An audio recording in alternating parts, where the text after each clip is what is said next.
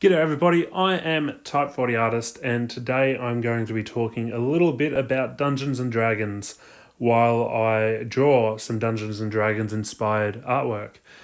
So I'm very new to Dungeons and Dragons, I don't know a lot about it, but I've recently started playing with a group of people from work, some of which live in different states, so we are actually playing over Discord, on Discord, so it's been really good there, especially considering the current lockdown laws.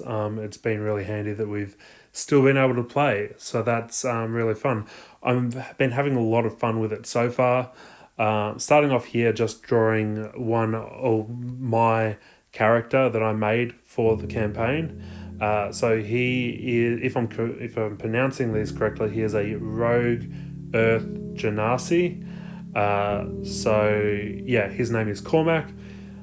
Reading up on the description of the Genasi, or the Earth Genasi in specific, it was written there that they had grey skin. So I've gone with that, giving Cormac a bit of grey skin. I did experiment in a previous sketch, you'll probably see it later on, with him not having a beard, but I kind of liked him with a beard for two reasons. One, I just couldn't get his chin right, and two, it gives him a little bit of an aged look.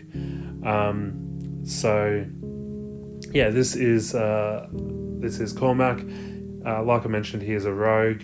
He also has a criminal background, so I wanted to give him a bit of a rough kind of look.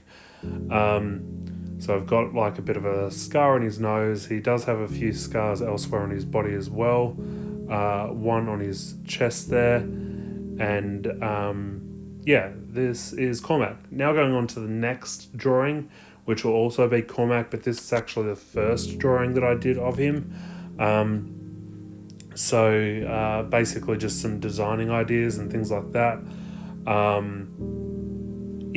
Basically the same stuff said about the last one, except this one's probably a little bit less cartoony style. So had a lot of fun creating him. Let me know what you guys think.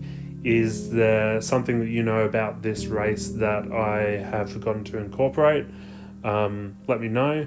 Have any of you guys played with a Genasi before, and anything that I should know of going forward in my campaigns would be great to know.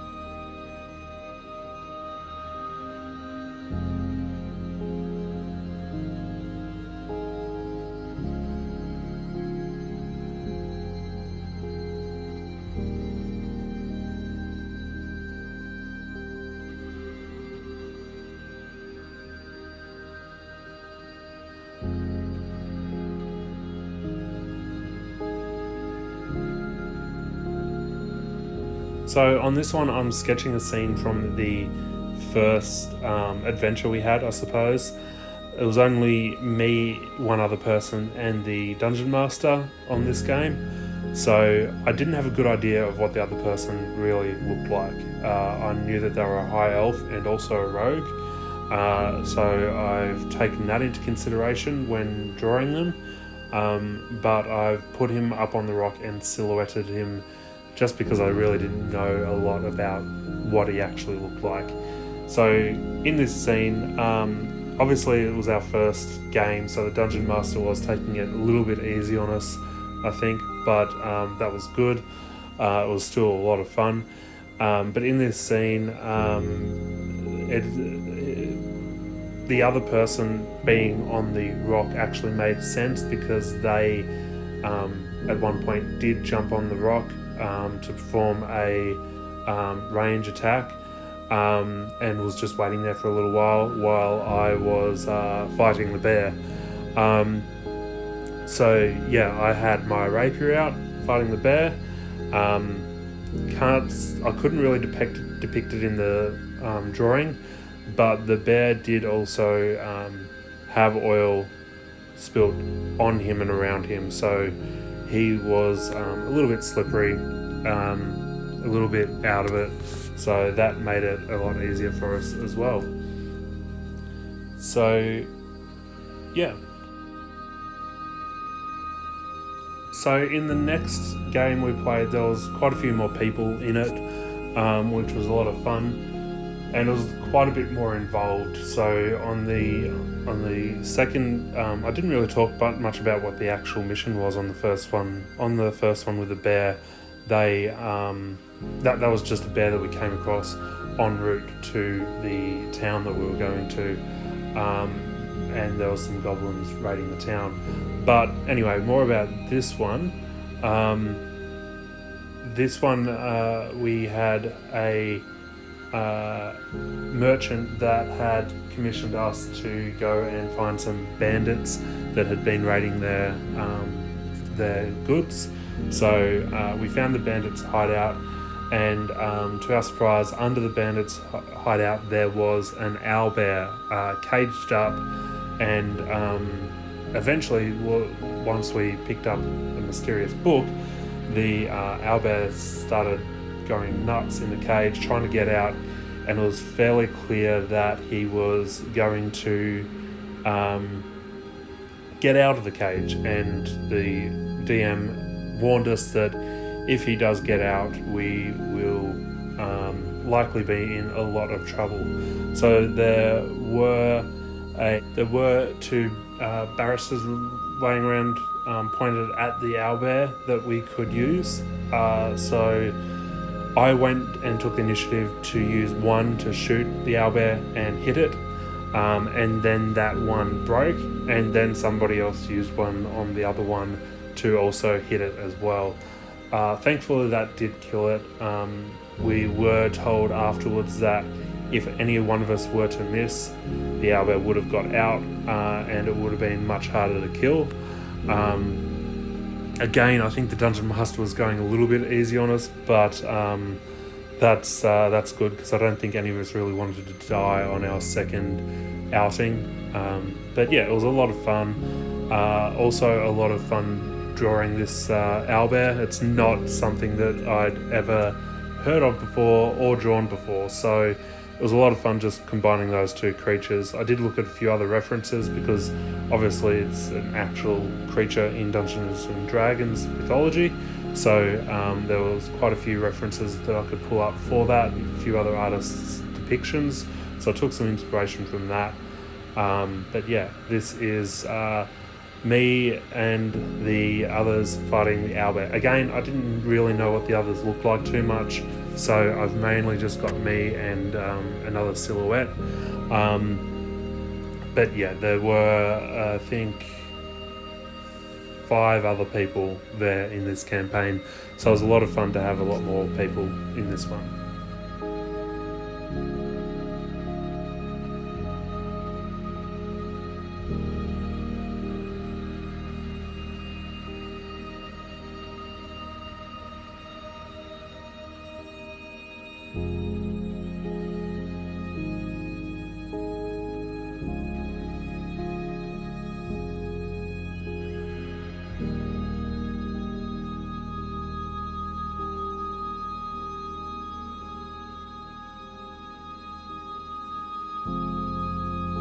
So up until this point, we hadn't really decided on our clan name, or guild name, I should say, I think.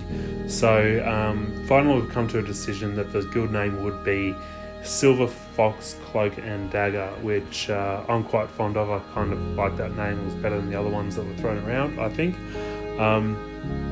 but we hadn't created an insignia yet. So there's a few other people that will be trying to create an insignia as well. This is my my drawing that I put forward for it. Once everyone's got their submissions in who wants to, we will be voting on it and voting on which insignia will be the official insignia for Silver Fox Cloak and Dagger.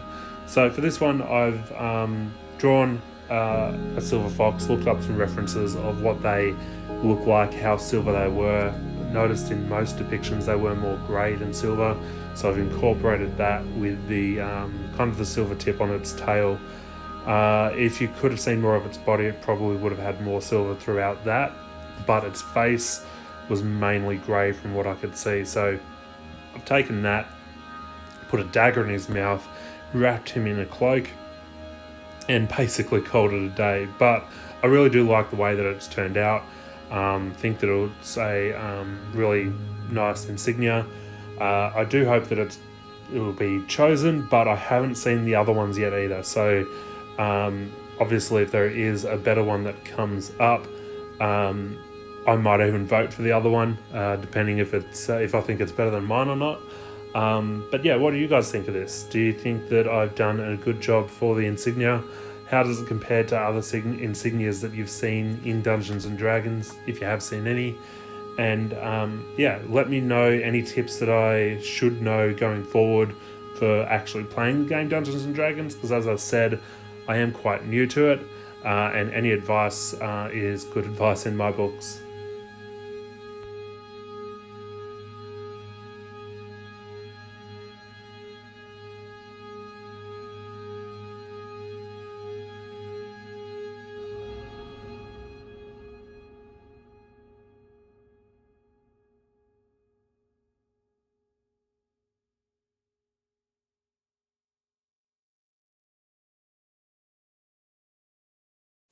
Thank you so much for watching up until this point.